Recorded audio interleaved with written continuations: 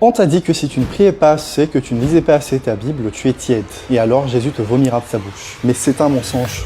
Bienvenue dans l'épisode numéro 21 de Comment retomber amoureux de Jésus. Cette peur d'être tiède, on la connaît tous. Elle nous transforme en comptables spirituels, toujours en train de vérifier notre performance pour Dieu. Est-ce que j'en ai assez fait aujourd'hui pour rentrer dans la catégorie chaud? Et cette question est un piège. Parce que la Bible ne nous demande pas de gérer notre propre température, mais de choisir notre source d'énergie. Le vrai problème, la tiédeur que Dieu rejette, c'est cette mentalité subtile qui dit « Ok, je vais faire moi tout ce que je peux faire pour être un bon chrétien. Et pour les péchés que je n'arrive pas à gérer, je demanderai à Jésus de couvrir la différence. » C'est tenter de fonctionner sur deux systèmes à la fois. Mais ça ne marche pas comme ça. C'est soit l'un, soit l'autre. Et pour y voir plus clair, décomposons tout ça. 1. Le système froid, 100% sous la loi. Jésus a dit qu'il préférait que tu sois froid ou que tu sois chaud. Mais alors, pourquoi froid? Parce que ce système est honnête. C'est celui qui s'appuie à 100% sur des règles. Il active le vrai pouvoir de la loi. La loi agit comme un pédagogue, comme un tuteur. Elle te met face au mur de tes limites et elle te fait réaliser que par toi-même, tu n'y arriveras jamais. C'est cet échec qui te pousse vers la grâce. En passant, je tiens à préciser que le froid ne représente absolument pas un incroyant, comme Jésus s'adresse à l'église de Laodicée, donc principalement à des croyants. Si on ne croit pas, on est déjà condamné.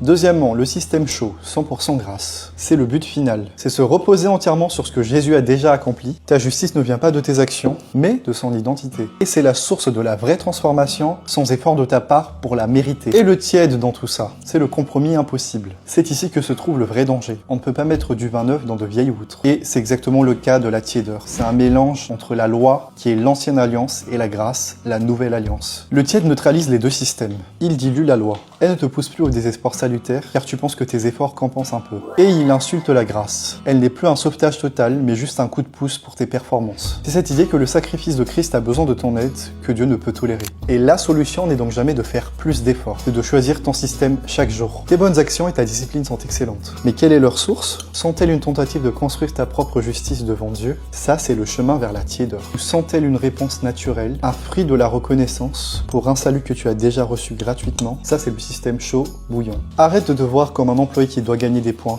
et commence à te voir comme un enfant qui a déjà hérité de tout. Dis-moi en commentaire sur quel système tu t'appuies en ce moment. C'était l'épisode 21. Abonne-toi, la prochaine leçon arrive bientôt.